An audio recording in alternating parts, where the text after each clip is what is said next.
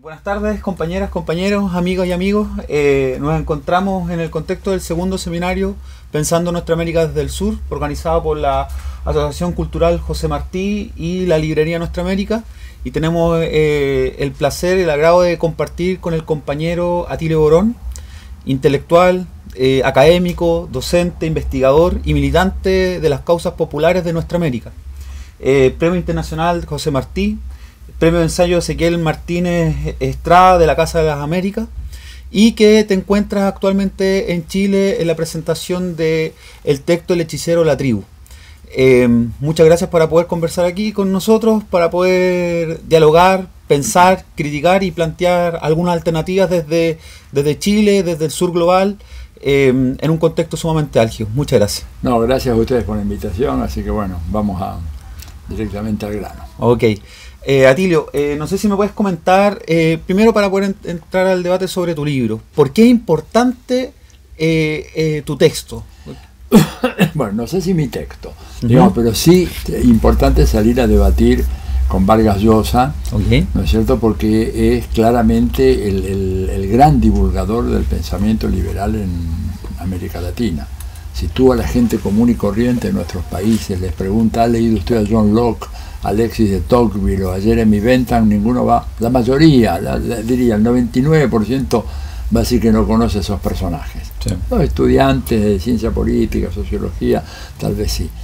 Pero las ideas de esos pensadores, de alguna manera transformadas, metamorfoseadas, digamos, por la magia de las palabras de Vargas Llosa, han llegado a calar profundamente, ¿verdad?, en la opinión pública y en el imaginario colectivo de los pueblos de nuestra América. Por ejemplo, la idea de que la alternancia electoral, ¿verdad?, es la marca decisiva de la democracia, y por lo tanto un gobierno que intente, según Vargas Llosa, entre comillas, perpetuarse en el poder, es un gobierno que se encamina directamente hacia una dictadura, ¿no es cierto? Bueno, esa idea, quien la ha planteado así de manera accesible, digerible para todos y todas, ha sido Vargas Llosa en sus escritos, ¿verdad? O sea, ¿por qué la gente no leyó ni a Bentham, ni a Stuart Mill, ni a Locke, ni ninguno de ellos? Pero sí leen a un gran narrador, porque el otro tema es que no es que estamos hablando de un personaje cualquiera, estamos hablando de una de las figuras absolutamente centrales de la literatura en lengua castellana, que ha escrito unas novelas maravillosas, algunas no tan buenas, pero la mayoría son de muy buena calidad, e incluso que tiene un contenido claramente progresista y te llegaría a decir hasta antiimperialista. Tú lees, por ejemplo, una de las más recientes novelas, digamos, que es El sueño del Celta, de Mario Vargas Llosa, y es una novela en donde el protagonista es un ardiente anticolonialista, antiimperialista, un hombre de izquierda revolucionario. Pero claro, se da la gran paradoja de que estamos en presencia de un escritor que padece una cierta esquizofrenia, porque cuando él imagina esos mundos de ficciones que son extraordinarios, se ubica siempre a la izquierda, su obra está siempre a la izquierda. Mario Benedetti lo ha dicho en un debate notable con él, ¿no?, diciendo, tu obra está a tu izquierda, tú estás a la derecha de lo que produces, ¿no? Y entonces ese estar a la derecha se traduce en una catarata interminable de artículos periodísticos que él viene publicando desde siempre, porque es un militante, y a mí ese es un rasgo de Vargas Llosa que me parece notable y que debe ser señalado. Es un militante notable de su causa, como a mí me gustaría que hubiera mucha gente de izquierda que tuviera esa misma enjundia, esa misma militancia persistente. Tipo que está 24 horas al día trabajando y pensando sobre cómo intervenir en la opinión pública, cómo moldear la opinión pública, qué decir, cuáles son los mensajes que hay que transmitir, de qué manera debilitar el impulso de estos gobiernos progresistas o de izquierda, cómo vituperar a la Revolución Cubana, cómo hacer que la imagen de Maduro aparezca absolutamente satanizada ante la gran prensa, cómo criticar a Evo, cómo destruir a Daniel Ortega. Esa ha sido la obsesión de este hombre, permanente. Por eso salir a debatir con él en un libro muy importante que publicó hace poco más de un año y medio, que es el que dio origen a mi libro, acá está la edición cubana del hechicero de la tribu, a mí me parecía fundamental. Por eso la batalla de ideas, por eso que Fidel nos convocó, recordemos, ¿no es cierto?, a mediados de los 90, Fidel, lo recuerdo como si fuera hoy, en una reunión, que habíamos ahí unos poquitos conversando con él, y él nos decía,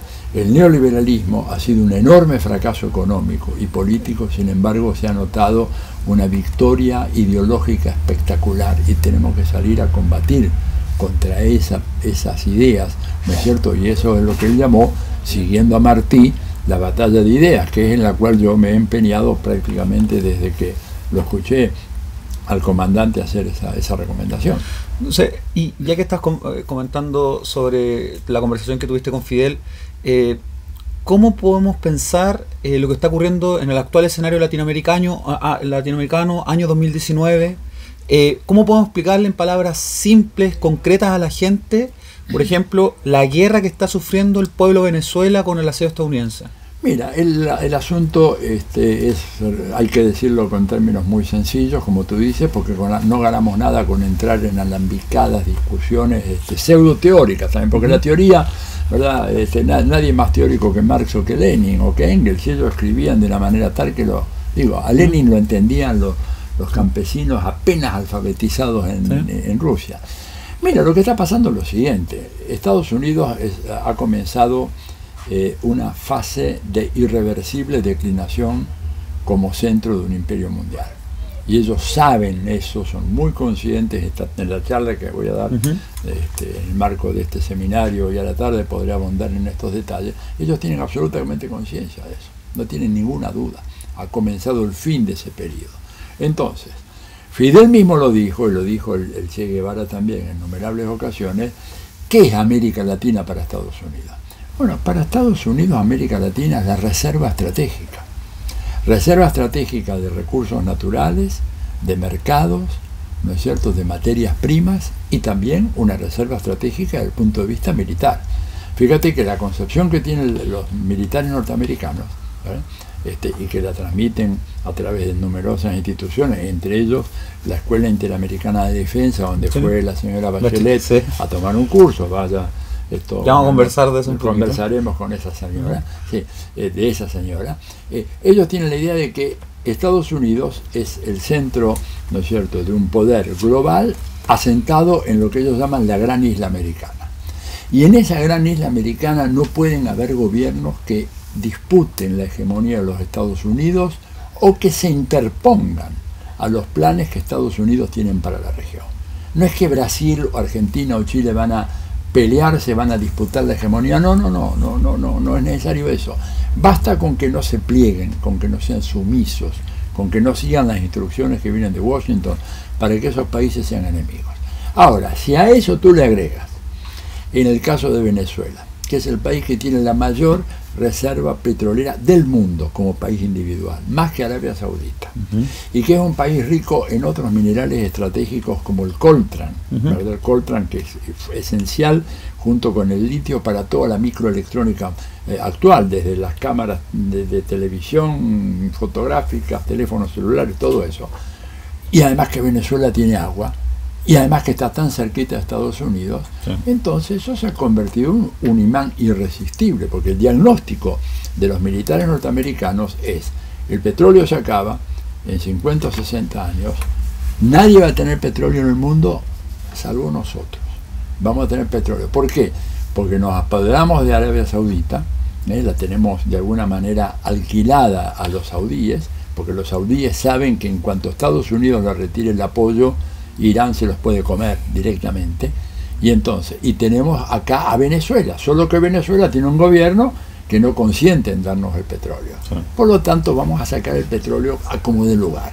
Y vamos a declararle primero una ofensiva diplomática, luego una ofensiva mediática, y ahora finalmente una guerra económica lanzada con todo, para la cual falta tan solo dar un paso, y el paso es un bloqueo naval a Venezuela, ¿verdad? Con lo cual se está cometiendo un crimen de lesa humanidad, hay que decir eso, evidentemente, y yo creo que en ese sentido las privaciones, los sufrimientos, los padecimientos del pueblo venezolano en este momento son indecibles, pero básicamente la causa fundamental es que Estados Unidos, para dominar, para someter a Venezuela, está siguiendo la estrategia del sofocamiento, la asfixia de Venezuela.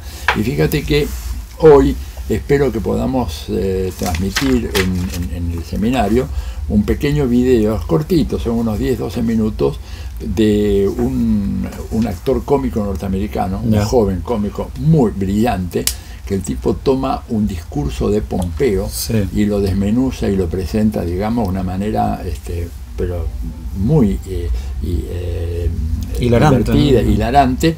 Está subtitulado, o sea que inclusive después podemos hacer que la gente que está viendo esta entrevista lo pueda identificar, y en donde Pompeo dice todas las cosas que en público nunca dijo, y esta vez lo dijo en una reunión en la Virginia Technological Institute ahí cerca, y alguien tuvo la viveza de poder filmar y grabar las palabras cuando él dice, bueno, nosotros ¿qué hacemos en la CIA? Mentimos, robamos y matamos. Lo dijo así con todas las letras. No es que estamos viendo la quinta pata al gato, no, señor, el director de la CIA dice que eso es lo que hacemos, ¿no? Así que bueno, y esto es lo que están haciendo en Venezuela. Los asesinatos, los sicarios, la invasión, el narcotráfico que ellos manejan y dominan, el ataque, digamos, mediático, el corte de luz generalizado, que solo se puede hacer a partir de una tecnología de última generación que nadie tiene, salvo Estados Unidos y China. Estaríamos hablando de una guerra no convencional, una guerra cuarta generación tal vez, con otras características. Claro, en donde, fíjate vos, no tenemos tiempo de ahondar en los detalles, pero por ejemplo hay un general norteamericano que en una deposición que hizo ante el Comité de Relaciones Exteriores del Senado, en donde le preguntaban si necesitaba más presupuesto para armas convencionales, misiles, aviones, dijo no, porque hoy la guerra básicamente se libra en la escena mediática, no se libra nada más, dice, las armas son la última instancia, el último recurso, la guerra fundamental, me acuerdo como si fuera, está citado en mi libro de América Latina, la geopolítica del imperialismo, que por ahí anda por acá, y si anda por acá lo que quisiera mostrar porque no ha perdido vigencia, él dice, las guerras ya no se libran en las junglas tropicales de Asia o de América Latina, o en los suburbios decadentes del tercer mundo, se libra en el espacio mediático, se libra en los medios de comunicación. Y eso es algo que nosotros en la izquierda todavía no hemos llegado a valorar en su justa dimensión. Y hablando de eso, tú acuñaste un concepto que era el modelo libre de cambio de régimen, que más o menos estaría operando en Venezuela. ¿Sigue siendo vigente ese? Bueno, el objetivo de ellos, así declarado, es el cambio de régimen, pero ese es el objetivo declarado. En realidad el objetivo de ellos va mucho más allá. Es lo que quieren a partir del cambio de régimen, y esto lo dijo John Bolton, el jefe del Consejo Nacional de Seguridad, textualmente cito, quiero que las empresas estadounidenses se hagan cargo de la explotación del petróleo en Venezuela. Punto. Entonces, que no vengan con el cuento de dictadura, etcétera. Si quieren, tengo una lámina muy interesante, que hacemos una pausa, luego se las muestro para ya desechar de plano cualquier discusión en torno a la dictadura de Maduro y todo lo demás que lamentablemente ha penetrado profundamente, ojo, en la izquierda de América Latina. Así es. Yo me encuentro con compañeros, digamos, escucho decirle Maduro dictadura, digo, no salgo de mi asombro, y cuando puedo conversar con ellos, bastan 10 minutos, y en este caso, como el tiempo de las entrevistas es corta, va a bastar una lámina para que vean, y después ustedes van a poder decir, los que están mirando esta entrevista, si hay una dictadura o no en Venezuela. Sí. Y tomando el mismo punto, hace unas semanas salió el informe de la alta comisionada de Derechos Humanos, Michelle Bachelet, cuyo informe ha sido rechazado por muchos países, ha sido rechazado de manera contundente en el Foro Sao Paulo también, y ha sido rechazado especialmente por las fuerzas de izquierda progresistas que han entendido el escenario general de guerra que se está viviendo en Venezuela. ¿Por qué ha sido rechazado ese informe? ¿Cuáles son esas características? Mira, es un informe, no es muy largo, debe tener, yo lo leí, no sé, el tamaño de la letra siempre cambia, más o menos son unas 15, 16 páginas, por lo menos lo que apareció ahí en la página web del alto comisionado. Bueno, claramente es un informe que tiene un sesgo absolutamente pro-norteamericano y anti-Venezuela de una manera notable, ¿no es cierto? Por ejemplo, te cita estadísticas de personas que supuestamente habrían sido asesinadas políticamente por el gobierno de Maduro, en donde se manejan estadísticas en donde tú no puedes diferenciar homicidios comunes y corrientes, producto de una reyerta callejera, lo que sea, de lo que es un asesinato político. Sí. Es como si yo tomara las cifras del número de homicidios que hay en Chile en este momento y dijera, bueno, el régimen de Piñera ha asesinado políticamente a 5.000, 6.000 personas. No, mira, lo que pasó fue que de ellos, digamos, el 99% fueron peleas donde sea, disputas homicidios entre narcos, homicidios comunes. Bueno, primero, esa distinción no está hecha. Con lo cual, digamos, bueno, segundo, no se comprueba cuáles fueron los asesinatos políticos. No se dice, a ver, fulano de tal fue apresado en tales condiciones, no fue sometido a un juicio justo y fue asesinado. Digo, no hay nada de eso. Segundo lugar, no hay ninguna evidencia sobre aquellos a los cuales la oposición venezolana mató, que es un número enorme de gente, tomando en cuenta las guarimbas del 2014 y las del 2017, en donde hay varios centenares de víctimas que murieron solamente en esas guarimbas. En tercer lugar, la señora Bachelet en ningún momento escuchó las demandas de familiares de chicos, generalmente eran adolescentes, que fueron quemados vivos por el simple pecado de ser mulatos y ser, por lo tanto, sospechosos de ser simpatizantes chavistas, a los cuales le arrojaban así un bidón de gasolina, le tiraban un fósforo y se quemaban vivos. Estas madres y algunos familiares clamaron por ser escuchados, la señora Bachelet no los escuchó, no los recibió, nada de eso está incorporado en el informe, lo cual habla claramente que ese informe, dicho de una manera muy franca, lo elaboró el Departamento de Estado. Y eso de alguna manera lo dejó entrever esta señora Bachelet, que realmente ha pasado todas las rayas en lo que hace a la indecencia y a la deshonestidad intelectual y política. Lamentablemente desciende a la historia de la mano de Uribe, de Bush, de Santos y todos estos criminales, ¿verdad? Esta señora de alguna manera dio a entender de que, bueno, en las Naciones Unidas hay ciertas restricciones de lo que se puede decir o no se puede decir. Un lenguaje eufemístico en donde dice, bueno, a mí me dieron un libreto, yo simplemente le puse la firma, hice la mise en scène, ¿no es cierto?, de que entrevistaba a este al otro, pero en realidad el informe ya estaba escrito antes de que yo fuera a Venezuela, y tuve que decir lo que había que decir. Pero en cuyo caso, si hubiera sido una mujer de bien, que no lo es, tendría que haber renunciado. También es importante mencionar que hace una semana y media, justo cuando estaba la realización, finalizando el Foro de Sao Paulo, asesinaron a 6 militantes chavistas, revolucionarios en Barinas, de la organización de las Brigadas de Defensa Hugo Chávez. Así es. Y eso, como tú bien mencionas, el informe no lo incorpora en ninguna parte, o sea, no se entiende eso. En ninguna parte, absolutamente no, porque el informe tiene como objetivo preparar el terreno para una intervención militar o de otro tipo de los Estados Unidos. O sea, ella les da los instrumentos que Estados Unidos necesita para después decir, bueno, ante este informe, hecho por una persona supuestamente honorable, que no lo es, porque si hay alguien que no es honorable hoy en el hemisferio americano es la señora Bachelet, ¿verdad? Ha dejado de ser eso hace mucho tiempo.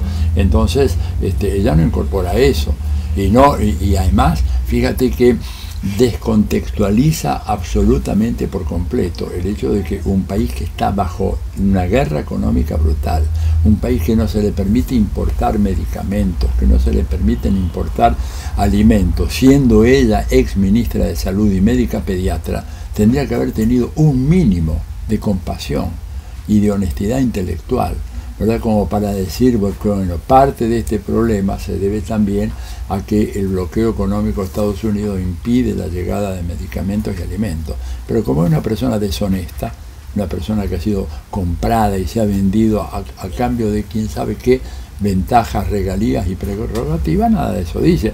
Y en el dato y en lo que hace contexto es notable, ¿verdad?, un informe de ese tipo que haga caso omiso de lo que está pasando del otro lado de la frontera venezolana, en donde el gobierno de Colombia, que a ella no le preocupa en lo más mínimo, sistemáticamente está asesinando líderes sociales, campesinos, mulatos, población afrocolombiana, prácticamente a un ritmo enloquecedor de un día por medio, sí, o 3 por semana, ¿verdad? Sobre lo cual ella no habla absolutamente nada, lo cual revela la inmoralidad de esta mujer, ¿no es cierto? Bueno, aquí también Michelle Bachelet es conocida por en que en sus dos gobiernos se asesinaron trabajadores en movilizaciones, se asesinaron mapuche o luchadores y luchadoras sociales en ese contexto. Entonces, no, tiene su mancha ya en términos de gobierno y a nivel mundial también. A nivel mundial, para mí es una gran farsante, ¿verdad? Una burócrata que ha aprovechado todo esto, se ha puesto al servicio, se ha puesto de rodillas a los Estados Unidos. Algunos han dicho, es la fregona de la Casa Blanca. Yo no diría una cosa así, pero les parecería que la expresión le calza muy bien a esta mujer. Y hablando de Estados Unidos y retomando el concepto que señalabas de decadencia del imperialismo norteamericano en América Latina, y por eso ha tenido que recrudecer sus acciones guerreristas, violentas, de guerra, tanto en América Latina como en el globo. ¿Cómo analiza el escenario geopolítico actualmente a escalas globales? Bueno, yo creo que a escala global lo que hemos visto es que aquello que certeramente percibió en su momento Hugo Chávez cuando habló de la emergencia de un mundo policéntrico, decía Chávez, él lo percibió muy claramente, y eso que él percibió claramente a comienzos de este siglo, hoy en día es una realidad que tiene la solidez del hierro, ¿verdad? El sistema internacional hoy ya no es el que era en el pasado, y esto ha significado un debilitamiento del poderío de los Estados Unidos. Mira, yo le digo, invito a quienes ven esto, que se imaginen qué hubiera ocurrido, ¿verdad?, 20 años atrás, o 25 años atrás, cuando Estados Unidos tenía un gobierno que quería sacarse de encima en América Latina. Digo, en una semana mandaban a los marines, como hicieron en Panamá, como hicieron en Santo Domingo, como hicieron antes, digamos, intentaron y les falló en Playa Girón, ¿verdad? Y como hicieron en Granada, la isla, en 1983. Hoy en día no lo pueden hacer. Y no lo pueden hacer porque Estados Unidos ya no tiene el poderío relativo que tenía antes, porque el poder de una potencia está dado por lo que ella tiene, pero también por lo que tienen los demás actores del sistema internacional. Y lo que ha ocurrido, y ese cambio notable, beneficioso para nosotros, para Chile, para Argentina, para toda América Latina, es que hoy en día en un sistema policéntrico multipolar tú tienes mecanismos de negociación que te permiten de alguna manera atemperar las furias del imperio. Digo, si no hubiera estado China y no hubiera estado Rusia, muy difícilmente Venezuela hubiera podido resistir todo esto. ¿Por qué? Bueno, porque Venezuela, por empezar, es un país que está muy bien armado, con armas que vienen de Rusia, que vienen de China, que vienen de Irán, y por eso Estados Unidos no ataca. Recordemos un viejo axioma, ¿no es cierto?, de Noam Chomsky, cuando dice que Estados Unidos nunca ataca a un país que se pueda defender. Siempre ataca a un país que está indefenso, que ya no tiene defensas posibles, producto de un largo bloqueo, cuando la población está totalmente derrumbada, cuando el Estado se ha venido abajo, cuando los militares no tienen balas ni siquiera para sostener 1 o 2 días de combate, ahí atacan. Como Venezuela está muy bien armada, y creo que la vinculación con Rusia, China, Irán le permite tener ese armamento, Estados Unidos no invade militarmente. Puede ser que hagan una locura, pero les va a salir muy caro. Digo, eso va a ser un combate porque la fuerza aérea que tiene Venezuela y la misilística que tiene Venezuela es a nivel mundial, ¿no es cierto?, equiparable a la que tienen los Estados Unidos. Entonces, la existencia de ese mundo multipolar hoy día te abre una posibilidad, por ejemplo, en el terreno militar, que antes no existía. Pero además te abre una posibilidad en el terreno económico. Tú le puedes vender petróleo a Estados Unidos o se lo vendes a China, ¿verdad? Y pues lo mismo, digamos, con otros recursos naturales. O sea, es un mundo muy complejo en donde Estados Unidos de a poco ha ido perdiendo esa supremacía, que incluso se refleja en la declinante gravitación del dólar en la economía mundial. Y que se refleja en el hecho de que si hoy los economistas dicen, bueno, ¿cuál es la locomotora económica del mundo hoy, de la economía mundial?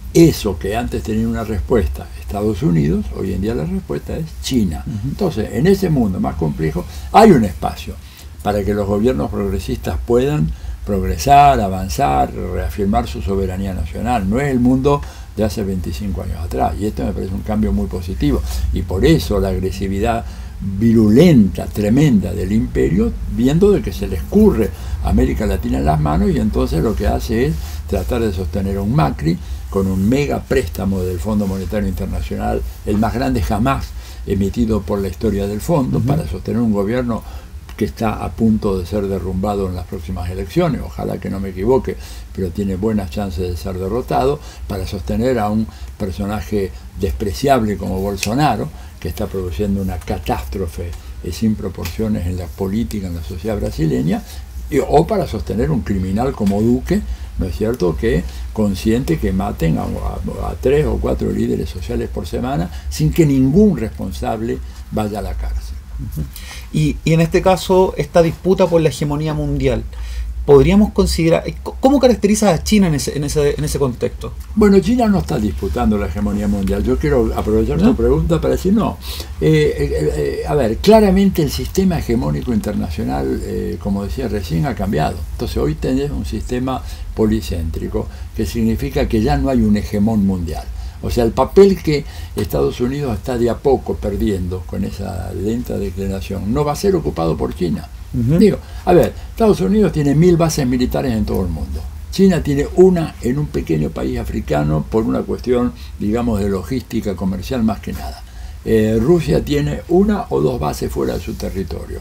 Una en Siria y otra, no sé si en alguna otra parte allí del mar Ártico. Bueno, por lo tanto, digamos, China no tiene ninguna posibilidad. Tú, para tener una hegemonía mundial como tuvo Estados Unidos, necesitas un ejército imperial. China no tiene eso. Pero me refiero, por ejemplo, a estos proyectos de conexión y de infraestructura a nivel mundial, la nueva ruta a la seda, sí, los corredores bioceánicos, la ruta polar ártico. En términos generales, ¿tiene la capacidad China de poder imponer un modelo de infraestructura mundial que Estados Unidos hasta la fecha no ha podido imponer a esa escala? No, lo que va a imponer China es abrir las rutas de comercio a escala planetaria, como lo hizo los Estados Unidos, ¿verdad? Y en donde China, por supuesto, va a sacar sus beneficios de todo aquello, pero nosotros también vamos a ser parte de ese beneficio. O sea, a nosotros nos conviene todo eso, claramente. De hecho, esta expansión que tiene, ¿no es cierto?, las rutas comerciales chinas, de alguna manera abren perspectivas para pequeños países que no tenían otra condición que venderle a los Estados Unidos al precio que Estados Unidos quería, o ahora puede decir, bueno, le vendo a China, o le vendo a Irán, o le vendo a Turquía, porque tengo estas grandes rutas comerciales que son un poco la actualización de la ruta de la seda. No nos olvidemos que antes del descubrimiento de América, cuando uno hablaba de economía mundial, hablaba de la ruta de la seda, que iba de Shanghái hasta Venecia. Bueno, hoy en día eso, con las modernas técnicas de comunicación y de transporte, se ha transformado y tiene un alcance global. Los chinos lo han hecho, los americanos no, porque Estados Unidos lo que quería era someter a los países, ¿verdad?, a una estructura vertical en donde ellos ocupaban la cima y desde ahí imponían sus condiciones. Eso se acabó. Y bajo ese contexto, la importancia de América Latina en este mundo multipolar que se estaría aperturando, ¿será mantener la concepción de la extracción exacerbada de recursos naturales, de mantener la megaminería, de mantener estas grandes plantaciones, o este ciclo significaría un salto respecto al patrón de acumulación, a la matriz productiva latinoamericana? Mira, yo creo que esto sería tema para otra larga entrevista. Te digo por qué. Porque se habla mucho, muy fácilmente, ¿verdad?, de decir, cambie la matriz productiva. Entonces yo digo, bueno, yo tomé 2 cursos de historia económica acá en la Universidad de Chile, cuando era estudiante en la Flaxo, con 2 grandes profesores, ¿verdad? Uno de ellos, Rondo Cameron, un profesor australiano que estuvo acá, y el otro, Conte Otonio dos Santos. Y estudiamos a fondo este problema. Una matriz productiva se cambia en un proceso de 25, 30, 40 años. No es cuestión de que tú llegues al gobierno hoy a Chile, vamos a ver que una izquierda dura, socialista, comunista, postcapitalista, llega y se instala en la moneda, ¿no es cierto? Muy bien. Y bueno, ahora cambiar la matriz productiva. Compañeros, pero esto es una tarea por lo menos de 25, 30 años. ¿Qué hace Chile mientras tanto? No vende más cobre. No vende más cobre. ¿Qué va a vender? Salmones nomás. Y mismo las salmoneras no están al margen de las críticas que hace el extractivismo. ¿Qué hace con la energía hidroeléctrica? Digo, hay estos procesos de cambio, son procesos muy lentos, ¿verdad? Hay solamente un caso importante que se dio en el mundo subdesarrollado de cambio de la matriz productiva, el caso de Corea del Sur.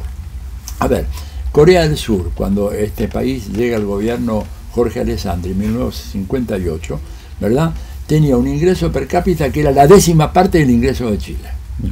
La 10ª parte. Chile tenía un ingreso per cápita en el año 58 10 veces superior al de Corea del Sur, ¿verdad? Hoy en día, Corea del Sur debe por lo menos triplicar, fácil, si no más, el ingreso per cápita de Chile. ¿Qué pasó en el medio?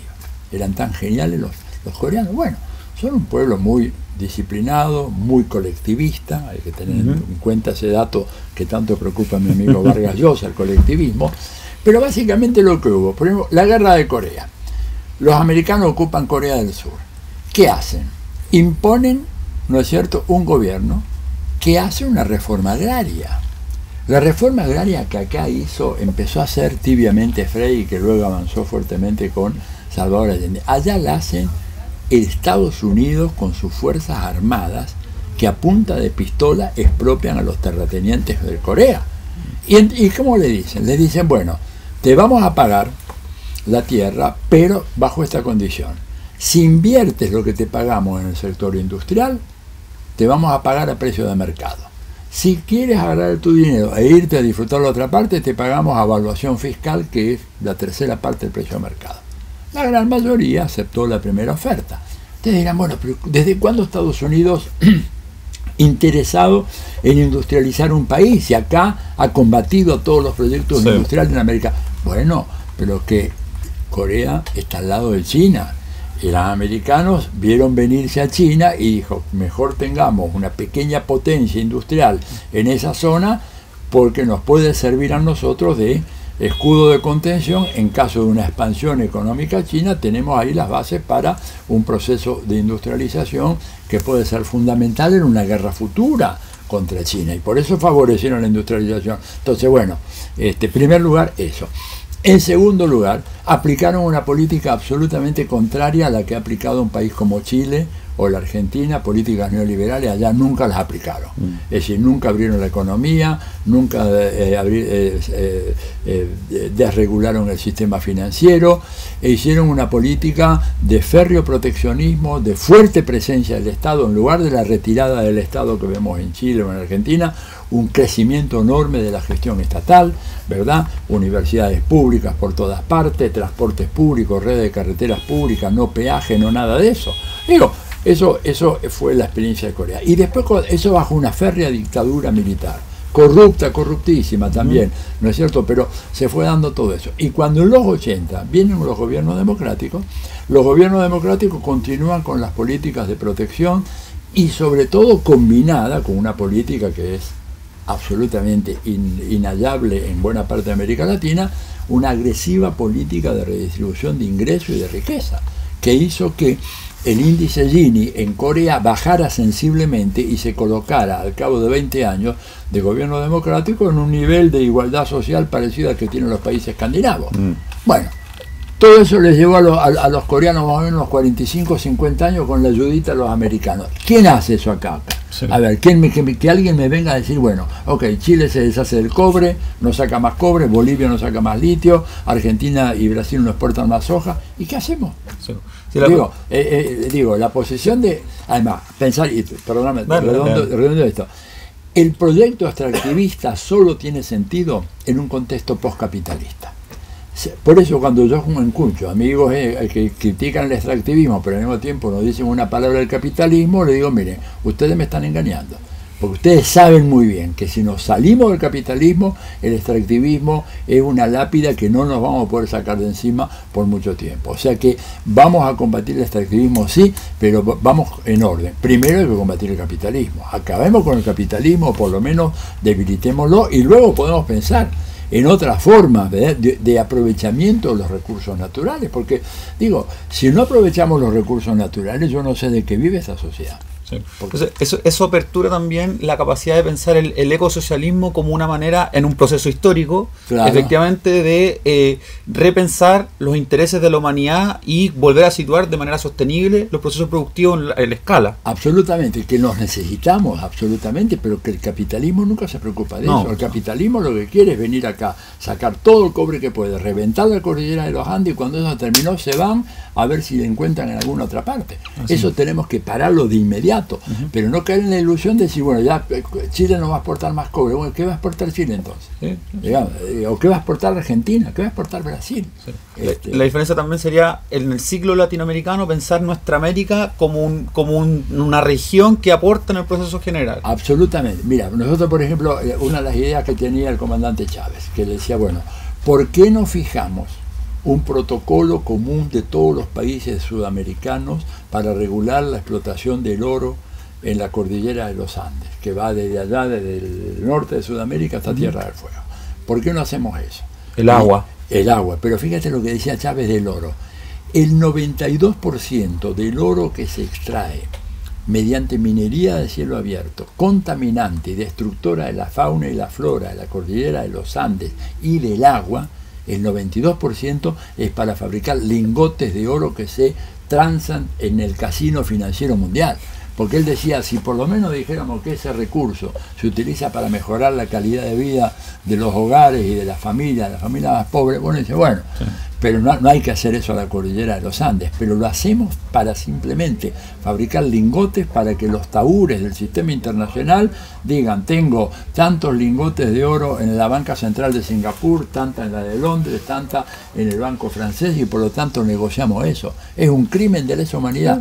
Desgraciadamente, ahí no hubo consenso entre los gobiernos, incluso en los gobiernos progresistas, porque las presiones de la burguesía y de los transnacionales y de los medios iban en contra de esta regulación de la explotación, y el resultado entonces fue que eso no se ha hecho, y fíjate cómo está quedando la cordillera de los Andes. Pensemos a 50 años a plazo lo que va a ser la cordillera. O lo mismo el Amazonas ahora con Bolsonaro. La Amazonas con Bolsonaro, que la está destruyendo a un ritmo enloquecedor. Entonces, bueno, tenemos que ver la manera de poner coto a esta situación, pero eso requiere un proyecto político, fuerza política, capacidad de intervención que en este momento no tenemos. Y ya que estás hablando de eso, ¿cómo podemos, en este caso, el año 2019 se ha mencionado fuertemente, y el año anterior también, de una contraofensiva neoconservadora, de una contraofensiva ultraderechista, y también de los capitales transnacionales de manera importante en Brasil, Argentina, Chile, etcétera? Pero a contrapelo hay y han existido un conjunto de movilizaciones, huelgas generales en Brasil, huelgas generales en Argentina. El movimiento feminista latinoamericano ha construido una impronta sumamente potente, subterránea, cultural, contrahegemónica, y también la lucha de los pueblos originarios. ¿Cómo se puede entender ese ciclo que, por una parte, tiene una contraofensiva del capitalismo de un modelo fracasado como el neoliberal, que arremete hasta con la guerra, y por otro lado este movimiento popular más llano, más comunitario, más colectivista, que también está pensando en proyectos a lo menos latinoamericanos de manera general? Mira, yo creo que estamos en un proceso muy fluido, ¿verdad? En un momento histórico, yo diría, en donde la historia se enfrenta ante la posibilidad de un giro, y ahí hay que recordar lo que decía Perry Anderson en varias de sus intervenciones, que los procesos de cambio histórico suelen ser inesperados, o sea, poco previsibles. Tú puedes ver algunos aprontes, algunos indicios, ¿verdad? Pero de repente el movimiento histórico te toma por sorpresa. Digo, ¿quién hubiera dicho que se caía el muro de Berlín? Yo escuché una conferencia de Brzezinski, ¿verdad?, un año antes de la caída del muro de Berlín, en donde él aseguraba, por ejemplo, que decía, bueno, con la perestroika evidentemente el mundo de Europa Oriental se va a modificar y se va a debilitar, y probablemente algunos de estos regímenes caigan, pero Alemania, en función de su tradición prusiana, su organización férrea, su burocracia, su militancia, va a ser seguramente el bastión final que va a estar lado a lado de la Unión Soviética. 2 años después se le caía el muro sobre sus propias palabras. O sea, muy difícil predecir esto. Yo creo que en todo caso esta contraofensiva radical de la derecha, que procura desesperadamente asegurar América Latina para ellos, ¿no es cierto?, ha generado una respuesta dialéctica, pero todavía insuficiente, de parte de los movimientos populares y de izquierda de América Latina, que tenemos que avanzar además por un camino de la unidad, porque nosotros en nuestro aislamiento, en nuestro particularismo, no vamos a tener condiciones de detener al imperio americano. para detenerlo se requiere un esfuerzo de concreción y de alcance latinoamericano, y esa fue la gran aportación que hizo Hugo Chávez cuando rescata desde Bolívar y el bolivarianismo la idea de la unidad nacional latinoamericana, cuando Bolívar decía somos una sola gran nación, y es cierto, para Estados Unidos eso es anatema.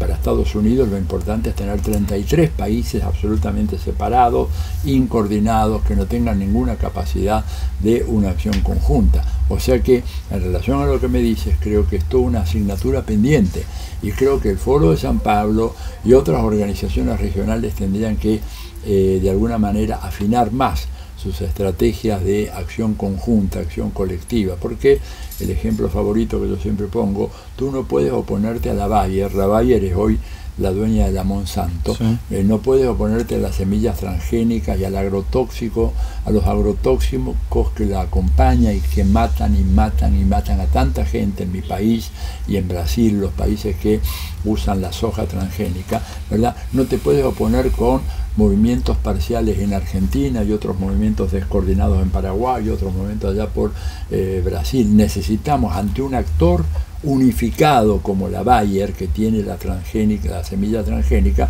necesitamos un actor unificado en la vereda de enfrente, que son todos los productores, los campesinos, los trabajadores rurales, la gente que vive en las pequeñas ciudades de las zonas ojeras que están siendo bombardeadas mediante aviones que fumigan no solamente los campos sino también las ciudades, y que ha hecho que los índices de cáncer se eleven de una manera extraordinaria en algunas pequeñas ciudades de la pampa húmeda en la Argentina. Entonces, redondeo, hay una contraofensiva, hay un revivir, pero creo que el camino todavía es un camino muy cuesta arriba y tenemos que avanzar, y es un camino de la unidad de todas las fuerzas antiimperialistas y anticapitalistas. Tenemos que hacer un gran esfuerzo y superar los narcisismos de partido o de secta o de facción, y darnos cuenta que tenemos un enemigo que viene a matarnos, y cuando viene un enemigo a matarnos yo no me puedo poner a discutir contigo por el color de tu polo, franela, polera, como se le llame. Vamos a ponernos de acuerdo primero en detener a aquel que nos viene a matar, y después vemos cómo nos arreglamos entre nosotros. Pero eso todavía no ha pasado, y yo espero que de a poco esta conciencia vaya madurando y que estas fuerzas antiimperialistas y anticapitalistas puedan armar un frente único, fuerte, sólido, ¿verdad?, que se oponga a los designios americanos. Ya que estaba hablando de la franela, no sé si puede explicar más o menos a la gente qué significa esta. Me parece muy importante. Primer plano acá, por favor, cámaras todas, porque esto, fíjate, es una iniciativa que hemos tomado algunos de nosotros y que realmente ha tomado mucho cuerpo, y es declarar el día 9 de agosto como el Día Internacional de los Crímenes Estadounidenses contra la Humanidad. ¿Y por qué el 9 de agosto? Porque fíjate que el 6 de agosto de 1945, Estados Unidos lanza una bomba atómica sobre una ciudad absolutamente indefensa como Hiroshima.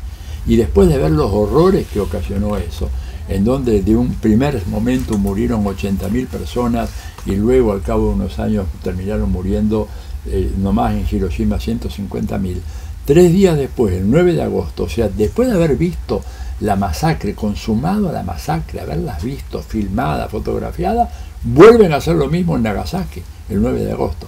Así que elegimos ese día y hemos ido, esto fue una iniciativa que tomamos un pequeño grupo en la Argentina, con Estela Caloni, con Telma Luzani, con Alejo Brignole, y quien les habla, ¿no es cierto?, y Fernando Buenabad, que se incorporó rápidamente, Paula Clasco. Empezamos a movilizar esta idea.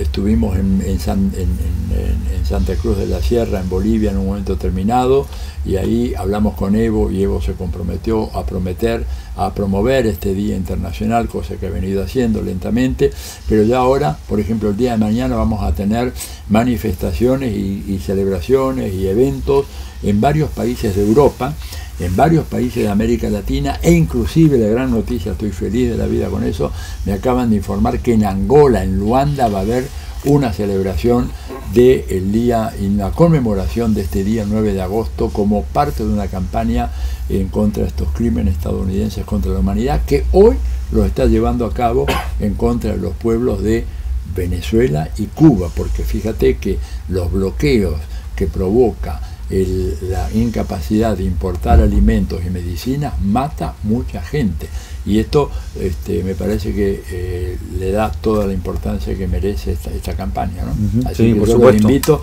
a que busquen en la web, hay muchos lugares donde estamos recogiendo firmas, pongan Día Internacional de los Crímenes Estadounidenses contra la Humanidad y ahí van a encontrar toda la información que necesitan. Sí. Atilio, últimas dos preguntas, ¿vale? Bueno. Para tratar de ir. Solo dos, bueno. Sí. Acá creo que la compañía me va a ayudar. Tú ayúdame. La primera, en este caso, cuando hablas de unidad latinoamericana, imaginémonos que se empieza a forjar esta unidad desde abajo, porque es un proceso, como tú bien has dicho, un proceso histórico largo, que tiene tiempos, avances y retrocesos, pero se debería estar empujando dicha acción. ¿Cuáles serían las tareas de las y los revolucionarios en América Latina en este tiempo, en esta coyuntura global, muy particular por Venezuela, muy crítica por Venezuela, pero en este caso estoy pensando segundo semestre del año 2019, año 2020? Bueno, las tareas inmediatas, la defensa cerrada de Cuba y de Venezuela, que están siendo sometidos a un ataque brutal. Nosotros no podemos perder tiempo en otras cuestiones, esta es una cuestión absolutamente esencial. Tenemos que salir en defensa, impedir, denunciar el bloqueo como una maniobra criminal de los Estados Unidos, concitar la opinión pública y hacer que sea consciente de esto que está pasando. Detrás de cada medida de bloqueo hay niños que mueren, hay enfermos que mueren. Yo tengo simplemente, fíjate, 2 personas conocidas mías, una de ellas muy amiga, que murieron en Venezuela porque tuvieron que interrumpir el tratamiento oncológico al cual estaban sometidas porque no llegaron los medicamentos. Los canallas que lo tienen retenido el dinero para los medicamentos en el nuevo banco portugués en Lisboa y los que está retenido en el banco Finland en Inglaterra son los causantes de la muerte de 2 amigos míos, uno muy amigo y otro no tan amigo, pero éramos conocidos y murieron por eso. O sea, ser consciente de eso, tenemos que unificarnos en esa defensa y por supuesto exigir a estos gobiernos malos que tenemos en la región, que se han puesto de rodillas de una manera indecorosa, indecente, vergonzosa ante los Estados Unidos. Yo te digo, no puedo menos estando en este país que quiero tanto, país en el cual yo he vivido más de 6 años, tengo un hijo nacido acá en este país, ver un presidente chileno preocupado para ver si la estrellita chilena puede ser la estrellita 51 de la Unión, te digo, Estados Unidos. Me provocó, digamos, una sensación doble. Por una parte, un dolor, una lástima, ¿verdad? Porque este pueblo que ha luchado tanto no merece eso. Y por otra parte provocó en mí un sentimiento muy peligroso, decir, a ver, ¿dónde tengo un arma? ¿No? Porque realmente no se puede tolerar eso. Pero digamos, Macri no lo hace porque en la bandera argentina no tiene una estrella, tiene un sol, si no lo haría exactamente igual, y Bolsonaro también, sí. Toda esa gente. Entonces salir a combatir a esos gobiernos, no darles ni sal ni agua porque no merecen absolutamente nada y tenemos que derrotarlos. Mira, yo acabo de escribir una nota sobre Argentina, tenemos que ganar en las PASO y tenemos que ganar en primera vuelta y tenemos que aliarnos con todos los que estén en contra del gobierno de Macri. Sería un pecado imperdonable que por diferenciaciones políticas, por ver, bueno, quién está más a la izquierda que el otro, quién es una izquierda radical, intransigente y quién no lo es tanto, el gobierno de Macri pueda ser reelecto, porque la Argentina va a ser destruida con 4 años más de gobierno de Macri. Entonces el esfuerzo por la unidad es fundamental en esto. Y defensa a rajatabla de Cuba y Venezuela en un momento crítico, porque si Cuba y Venezuela caen, bueno, el horizonte para nosotros acá en el sur se cierra, digamos, no solo para mi generación, que ya vamos de retirada, se cierra para todos ustedes por mucho tiempo. Entonces, por defensa propia, defensa irrestricta, la revolución cubana, la revolución venezolana, la revolución sandinista, por problemas que tengan, muchos problemas, pero son víctimas del ataque imperialista y nosotros no podemos ser neutrales. Cuando el imperialismo ataca, no se equivoca nunca. El imperialismo ataca a aquellos que de alguna manera están en su contra. Y nosotros tenemos una obligación moral, más allá de los cuestionamientos que podemos tener sobre corrupción, nepotismo, todo lo que tú quieras. Pero primero, defendernos de la agresión imperialista. Después vemos todo lo demás. Te quería mostrar, hablando de Venezuela y la dictadura y todo lo demás, esta persona que está acá, que se llama Nilson Peña Mora, es el alcalde de una ciudad del estado de Mérida, ¿verdad? Que se llama Rivas Dávila, ese es el nombre del estado, y Marcos Peña Mora es el nombre, este es el alcalde de ese pueblo. Esta foto es de hace unos 4 meses y este señor desde entonces se pasea por el pueblo, regularmente sale y se pone esa franela, como dicen los venezolanos, ¿no es cierto?, diciendo Maduro, coño tu madre. En una dictadura, ¿ustedes alguna vez vieron algo así? ¿Habrán visto, por ejemplo, en Chile, alguien que hubiera salido en los años de Pinochet con una camiseta de ese tipo, diciendo Pinochet, coño tu madre? ¿Qué hubiera pasado? Chile era una dictadura en serio, Pinochet era una dictadura de verdad. Sí. Maduro no es una dictadura. Al personaje aquel, este joven que está acá, sigue circulando. Tiene un sitio en Facebook, yo lo sigo regularmente. Hace pocos días hizo un posteo, ¿verdad? Habla, entra y sale, sigue siendo el alcalde de ese pueblo, ¿verdad? Y no tiene ningún problema. Fíjense qué clase de dictadura es esa. ¿Cómo le pueden llamar dictadura a un gobierno que permite ese tipo de cosas? Y esto en relación de uno de los muchachos quemados vivos y que la indigna señora Michelle Bachelet no se dignó a incorporar ni uno de los 30 casos en su informe sobre la situación de los derechos humanos en Venezuela. Prender vivo fuego a un mulato o que presuntamente alguien puede ser chavista no es una violación de los derechos humanos para la señora de Pinochet. Por eso digo públicamente, señora, usted es una farsante y es una deshonesta. Bueno, ya que estaba hablando de Michelle Bachelet, aquí se ha usado harto la retórica de Chilezuela como concepto. Claro. Piñera ha usufructuado de un conjunto de cosas sin demostrar, como bien dices tú, o de señalar las contradicciones abismantes de una dictadura sumamente compleja como las que vivieron en América Latina en los 60, los 70, con lo que se ha generado de parte de Estados Unidos en Venezuela, claro, en particular. ¿Cuál es tu opinión de la política local, de la política nacional en Chile?